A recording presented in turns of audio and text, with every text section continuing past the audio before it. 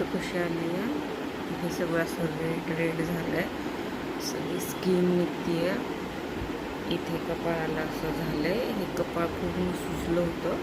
ह्या डोळ्याची पण सूज तुम्ही बघू शकता किती आली आहे. ह्या डोळ्याला कमी आहे, पण या डोळ्याला जास्ती आहे. हे पण खूप सुजलं आहे, खूप सूज आहे इथेही पूर्ण. इथे पूर्ण असे कातडे निघले सगळे, असे थोडं काळपट होऊन इथेही तसंच झालं आहे थोडंसं. आय होप तुम्हाला दिसत असेल, पण चेहऱ्यावर तर खूप सूज आली आहे.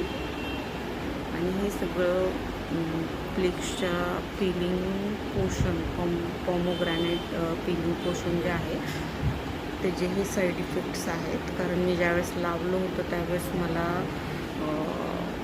ज्या भागामध्ये सूज आहे त्या भागामध्ये खूप इचिंग झाली, भयंकर इचिंग झाली. पूर्ण ही अशी सूज वगैरे आली. आय थिंक आज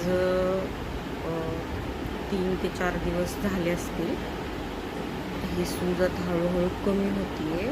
ह्याच्यावरती मी आयुर्वेदिक औषधं घेते, त्याच्यामुळे थोडंसं कमी होती आहे सूज. नाहीतरी ह्याच्यापेक्षा खूप जास्त सूज आली होती. स्टार्टिंगला चेहरा माझा ओळखू येत नव्हता, तरी पण ह्या भागाला अजून सूज आहेच आहे, ती काय अजून कमी नाही आहे झालेली.